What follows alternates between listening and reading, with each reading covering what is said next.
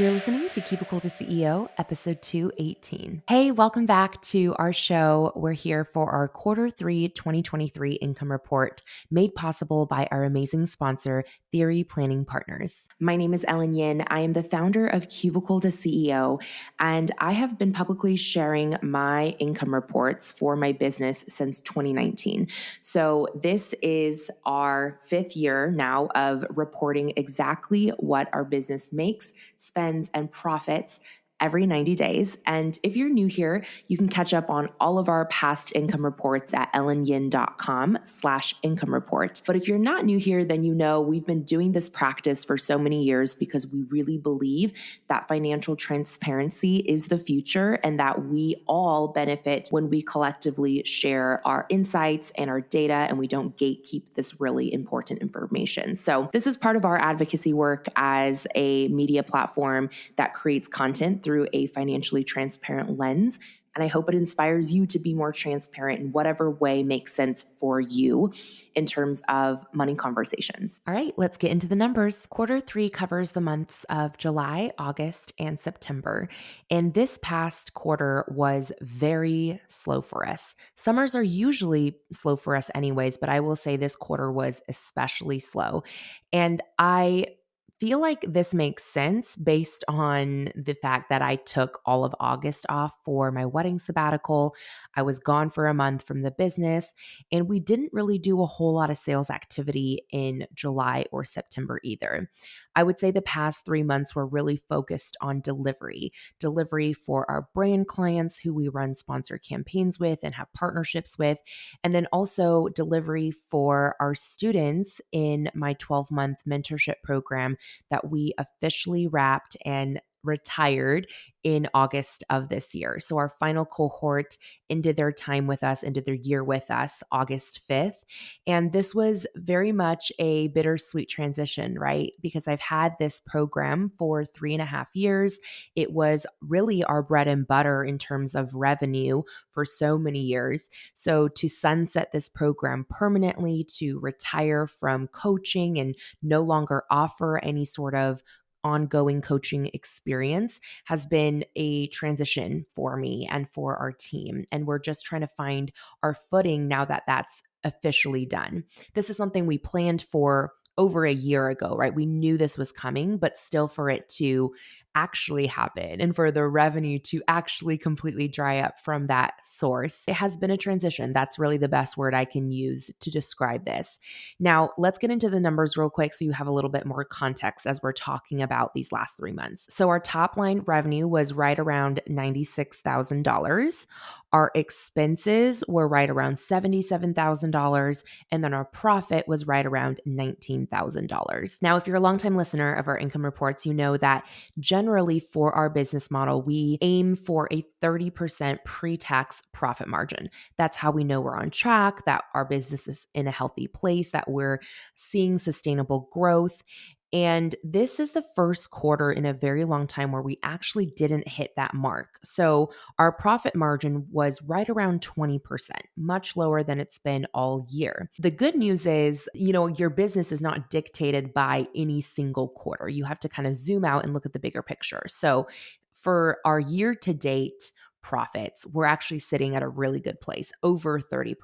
I can't remember the exact number, but I think even over 35% potentially. So we're doing well from an annual perspective, but this particular quarter, because we didn't, have really any promotions that we were putting out. We weren't selling our own offers per se. It really was just, recurring invoices that were coming in from our brand clients that had longer term partnerships with us and maybe have an installment plan that they're paying on. I mean, that was the majority of our revenue plus our ongoing recurring affiliate income that we get with certain brands and tech partners that we have. So with that in mind, it makes sense that we had lower profit margins because of our slower sales activity. Now, I don't regret this at all because I feel that in the past, there have been times in my life where I sacrificed a personal moment to have more, capacity to show up in my business. But for this particular time of my life for, getting married and all of the, stress that brings to the table as well in terms of planning a wedding and just being present for loved ones in such a special moment. I wanted to make sure I was able to do that. And there's no way that I could have done that while still operating at the same level that I normally do. So, zero regrets in doing this, but it was interesting because when you're not actively selling, it kind of opens up your eyes to where the gaps in your business potentially could be from a long-term sustainability perspective. Our business has mostly run on evergreen offers for the last few years, but with the closing of our largest evergreen offer, which again was my 12-month mentorship program, I've realized that since we switched over to being a media business, we haven't really had any evergreen offers running in the background that are providing us that more sustainable income. And so that is a big focus of ours leading into the new year, into 2024. We're starting to kind of put the pieces together in Q4, but really launching in 2024, we want to bring back evergreen offers so that we have some form of recurring sustainable income outside of our brand deals, outside of our sponsorships and whatnot, because those are ebb and flow, right? Like very, very slow in Q3. I'm recording this right now in late October in real time. So we're already in Q4. And I can tell you the pace has picked up immensely in Q4. Like in the next 2 weeks, we have, I think, 4 to 5 back-to-back campaigns. So there's a lot of stuff going on right now as I'm recording this in real time. But reflecting back on the last 90 days, there wasn't a whole lot going on in the summer. And so because of that ebb and flow, that's, natural spike and slowing of different times of year, I think it's important to complement that with your own offers that can be sold at all times and that you can create more automated sales systems for so that there's consistency in the projection of those sales. So that was kind of my big takeaway. Now, in July, we also made some changes on our personnel team, on our staff. So, for the past, I would say about 6 months, we had been working with an amazing content writer who has helped us really launch our blog and be consistent with the blog in putting out long form SEO optimized content on a regular weekly basis. We gave this 6 months, and I will say, from like a KPI, definitely wanted to see larger growth in that 6 month window than we saw.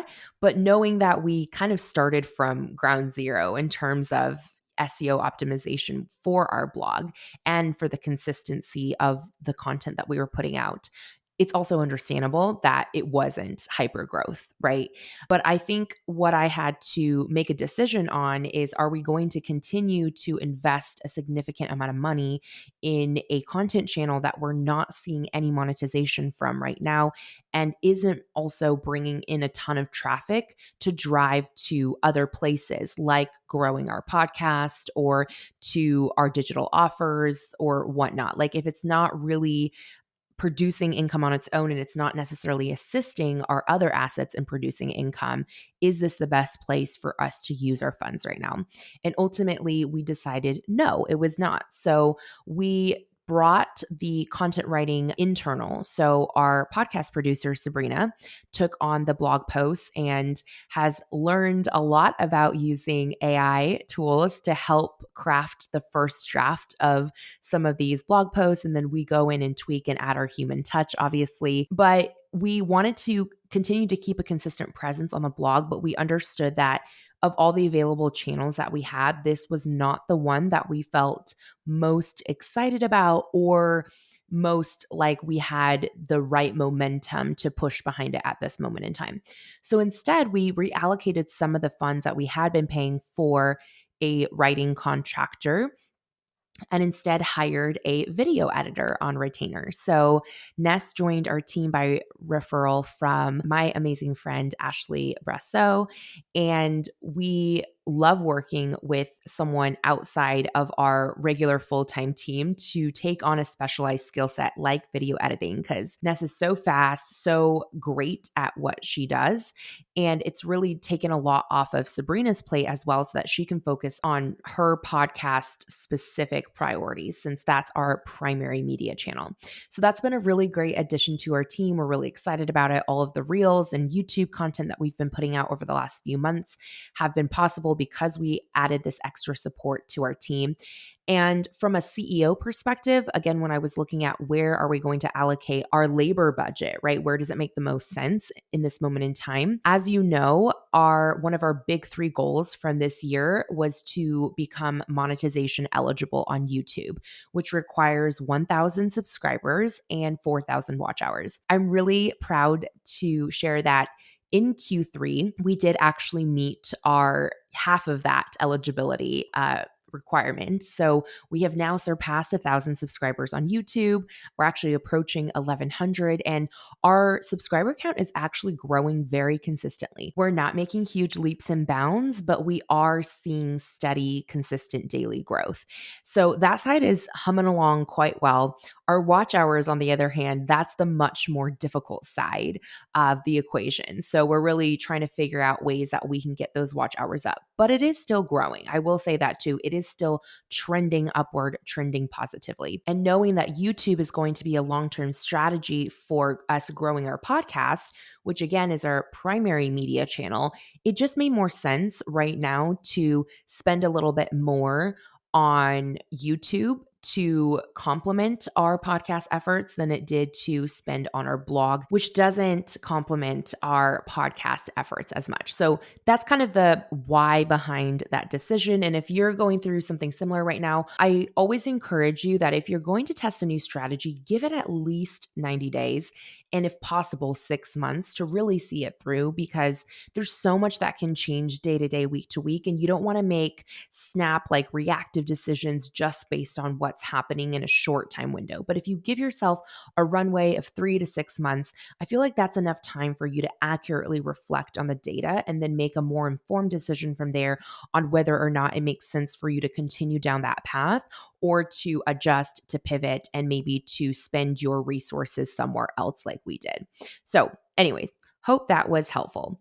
So that's kind of the main thing that happened in July. And then August, as you know, I took that month off. And then in September was really focused on live events. We were sponsors for 2 live events. One was Make Your Mark in Dallas, hosted by my friend Jordan Gill of System Saved Me.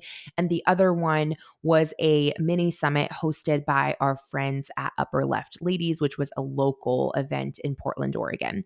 So I actually did a bonus episode describing a really cool in-person strategy that we used at both of these events to shoot our podcast up in the charts by nearly 100 spots. So if you're a fellow podcaster, check out that episode. I think you'll find it really interesting. Or even if you're someone who's thinking about attending more events or sponsoring an event, these in-person activations that we hosted in September, I think would work really well for almost anyone in this online business industry. So I highly recommend you give it a listen. I will link that below in the show notes if you haven't had a chance to listen yet. But September, like I said, it was a blur of a month. I mean, beyond the 2 business events that we sponsored, I also flew to New York for a friend's wedding. And so there was just a lot going on. I was out of town quite a bit and on the road. And when I'm on the road, I don't have as much of a focused work schedule that I normally do when I'm at home. So again, that contributed also to not putting as much effort into sales activities on the brand campaign side, which requires a lot of personal attention, individualized pitches. It's definitely a very labor intensive sales process compared to what we're used to, which is selling digital products, which you can automate the sales process for. So again, just learning new things, trying different things, and seeing what is going to be a long-term sustainable strategy for us. And with doing the sponsorships in September, we also spent a little bit more in our budget than we normally would. For example, in the September event, we had this whole installation build out for our live pop-up podcast. So we hired an events team in Dallas to design and install this setup. So that was an additional contractor fee that we normally wouldn't be paying for. Also paying for my flight, my team's flight, our stay in Dallas, food costs, all of the things, transportation, Uber, these costs all add up significantly. And because both of these events, we were not selling any sort of product at these events, right? At the Make Your Mark event, we were really promoting our podcast, and then same thing at the other event. And so this is another just like interesting layer to understand about where we're at this point in the business, with being only about a year into this new business model, that a lot of the things that we're investing in and spending time on and investing resources and traveling for, they are not things that net us an instant return. It's not exactly the same as before when, if we created a digital product and we invested, let's say, in a copywriter to write our sales sequence, or if we invested more money in Facebook ads. Those things are strategies that can realistically net a positive ROI in 30 to 90 days, right? It's a pretty short term window where you can gauge, okay, was this effort effective or not? With the things that we're doing now, which are very much focused on audience growth, on brand awareness, these are much longer term, loftier goals that you don't necessarily see an instant ROI from. So it's not like we attend an event, get a bunch of new podcast listeners, and then all of a sudden there's something for them to buy. In fact, for a very long time, as I've just alluded to, we haven't really had anything for them to buy. So that's kind of the deeper context, I guess, around what we're investing in and why you don't see immediate returns for it. But I do think that all of the work we're doing matters for the long term of this business, because media companies really are valued on, in many ways, audience, right? Like your access to audience is what the value of your company is, that attention that you're able to capture in the marketplace. And so with me wanting to eventually sell this business, whether or not I stay on as an acquisition hire where I would still get to be the voice of the podcast and still be the talent behind the content, that's something I'm still very open to. But with the ultimate 5 to 10 year goal of wanting to sell this business, we have to invest in some of those longer term gains, even if it means that it's costing us in profit in the short term. Okay, what else do I want to share from quarter 3? Oh, another really exciting thing that we did in quarter 3 that I absolutely loved was getting to partner with Norby, who is one of our longtime sponsors, our longtime friends, who have this incredible all-in-one communications platform where you can text with your audience. That's primarily how we use Norby. We use them for all of our SMS text marketing. You can send emails. You can create beautiful landing pages. You can host events through Norby, both virtual and in person. You can sell your tickets through Norby, do all of the follow-up communication and reminders. They're really such a versatile platform, and it's all about communicating and engaging and nurturing your audience. So highly recommend checking Norby out. I'll make sure to include a link below if you want to start a free trial and see what they're all about. But anyways, Norby and I, or Norby and Cubicle, the CEO, not me personally, I guess, Norby and our company decided to partner together to offer 2 $1,000 cash grants to deserving entrepreneurs in our community. And being able to do any sort of give back to you all is seriously the most fulfilling thing. It really feels like we are together on this journey, right? You guys have supported us, and this is our way to support you back. And it was so cool to see the hundreds of applications that poured in from this grant. I do not envy Team Norby for having to pour through these applications and do the very, very difficult job of picking only 2 winners. I feel like it was an impossible task. I mean, I read every single application that came in. So I did read them, but I wasn't the one who, ultimately chose the winners, because I wanted to make sure I removed myself from any bias that I might have from pre-existing relationships or connections with some of you in the community. So I left that all to Team Norby. But I was just floored. You guys are incredible. Like the businesses you're building, your hearts, your stories, your tenacity, your resilience in what's been a very hard year for a lot of small businesses. 2023 has honestly not been easy for a lot of people. And I'm just so impressed with your continual ability to show up for yourselves, to advocate, to dream big, even in difficult times. And I want to do more of that. Like that's basically the takeaway there is that I loved getting to provide that opportunity.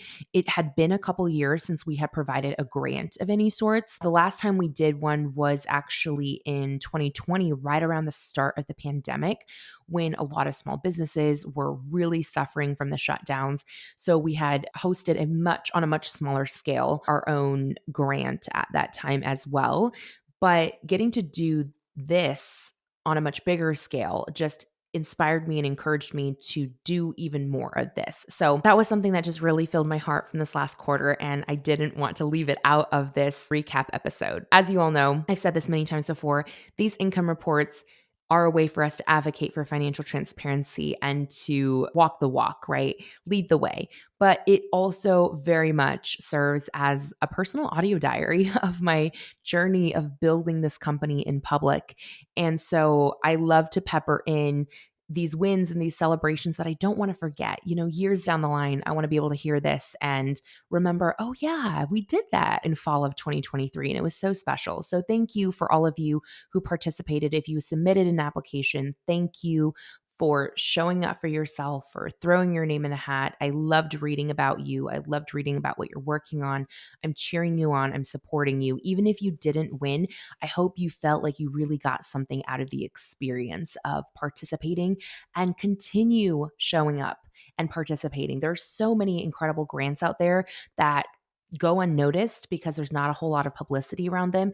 Do the research, seek out those resources, throw your name in the hat over and over again. You never know when it's going to be your opportunity and your chance. So, best of luck to all of you who are applying for grants throughout the end of this year and into the next. All right, I think that's all I have for you today. I know this is a shorter income report than you're used to, but like I said, there wasn't a whole lot happening on the revenue generating side in these last 3 months. So I'll have a lot more to share with you in our Q4 income report. A lot of exciting things we're testing. I'm very much looking forward to sharing the data with you also. Stay tuned for our end of year income report. But for now, we're going to finish this income report, wrap up our conversation by bringing back one of your favorite repeat guests, Caitlin Carlson. If you've listened to the podcast over the last year, you already know and love Caitlin Carlson. She's been on the podcast a few times. She's my financial advisor, the CEO of Theory Planning Partners. We love her here. She gives you all the juicy information about how to build long-term wealth as a business owner. And Caitlin, I'm so excited you're back today. So hello, good to see you. Hello, good to see you too. All right. So for our first time listeners who are just being introduced to you, real quick in 30, 60 seconds, can you share what Theory Planning Partners does? Sure. So I'm the founder and CEO of Theory Planning Partners, and we are on a mission to teach women how to utilize their business to create personal wealth. Amazing. And one of the ways that business owners are uniquely positioned to build wealth is through different options for retirement accounts that regular employees at 9 to 5 jobs typically don't have access to. So, we're going to talk about those options that you have available to you as a business owner today, but through the lens of how can you be preparing for your end of year? So, the fiscal year, ending December 31st here in the United States, what are some of the things that people can be thinking about as they're looking at, okay, am I making sure that I've made all my contributions, et cetera? So, Caitlin, real quick, tell us why most of your clients don't use SEP IRAs and maybe even quickly define what a SEP IRA is, because that tends to be the default option for most self-employed individuals. Yeah, absolutely. So I think a good point that you hit on before is how many more options business owners have than traditional employees. That is super important to understand. And small business owners are the backbone of America. So there are a lot of rewards for taking the risk of being an entrepreneur, since small businesses are the backbone. So It's mostly about being aware of the solutions that are available to you. For a typical employee, they usually only have the 401k that's offered through their company, or outside of that, they can contribute to a traditional IRA or a Roth IRA. For business owners, they have access to SEP IRAs, solo 401ks, defined contribution plans, defined benefit plans. Cash balance plan is one example of that. So there are all these different solutions that are available. But the one that gets recommended the most often is the SEP IRA. And that's for a couple reasons. One reason is it's the solution that most CPAs are familiar with. And for most business owners who are not working with a financial advisor, usually their CPA is somewhat of their financial advisor in their life. And so even CPAs aren't aware of or fluent in all the retirement options available. So a SEP is what gets recommended the most often. And a SEP stands for a self-employed plan, I believe. A SEP IRA is the full name for it. So IRA stands for individual retirement account. So with a SEP, the max that you can put into a SEP is either 25% of the employee's compensation or 66,000 for 2023. So, in order for you to put $66,000 in your SEP, which is the max, your compensation would have to be at least $264,000, which is pretty significant. And another reason why that gets recommended the most by CPAs is because it's very simple to set up and there are low administrative fees. But I was actually, Ellen and I were speaking before this, and I was just saying none of our clients have SEP IRAs because everyone is either using a traditional safe harbor 401k plan or a solo 401k plan. And the solo 401k is one of the juiciest retirement plans. If you're a financial planning nerd like me, like it's so sexy because you can put so much money into it and it's so attractive. So it does have the same limits as the SEP, but it's so much easier to get to the 66,000. And that's because it's part employee, part employer. So when you are contributing to a solo 401k, you have those two components. And right off the bat, as an employee, it opens the door to you being able to do the employee max, which is $22,500 for 2023. So you have the employee portion covered, and then the employer portion leaves $43,500 to get to that total of 66,000. Now, this is what makes it so different than a SEP, because for most people, you're capping out, for a lot of people, even before they get to the 22,500. But from the employer side of things, you can put in, same thing, 25% of compensation from the employer side. And then you can actually do after tax contributions. So there's this strategy called the mega backdoor Roth, where you can actually get potentially up to $66,000 into a Roth bucket, which, as you know from previous episodes, is a tax-free bucket. So this is huge because this would take employees potentially like 7 or 8 years to do the equivalent. If we're doing 66,000 divided by 6,500, which is the limit for 2023, actually 10 years. So it would take an employee potentially 10 years to do what a business owner could do in one, if you are aware of these strategies and how to utilize them. Okay, I just want to pause for a moment because there was a lot to soak in there. And I just want to recap real quick for our listeners. So, and I'm learning so much of this right alongside of you guys as we're all listening to Caitlin share these strategies. Luckily for me, most of the strategy is covered entirely hands off by her team. So I don't necessarily have to understand it, but Caitlin knows me. I'm such a personal finance nerd. I love understanding the why. So me reprocessing this is kind of like my way of my brain clicking on these concepts. So, anyways, what Caitlin was referring to, as many of you are probably familiar with, a Roth IRA, like she said, is a retirement account that you put in money that has already been taxed so that at retirement, when you withdraw it, you're not paying additional taxes on it. So, any growth you see is technically tax free. And the $6,500 limit she was mentioning is in 2023, like if you are just a normal person, contributing to a Roth IRA, the government does not allow you to put in more than $6,500 in a single year. I think the only exception to that is if you're like super close to retirement, right? Like if you're in your late 50s or something. Yes, there's a catch-up contribution if you're over 50 years old. Okay, awesome. So the backdoor Roth is just such a mind blowing strategy, like Caitlin mentioned, because you can contribute up to, like she said, about $66,000 in a single year as a business owner. That would take a normal person 10 years.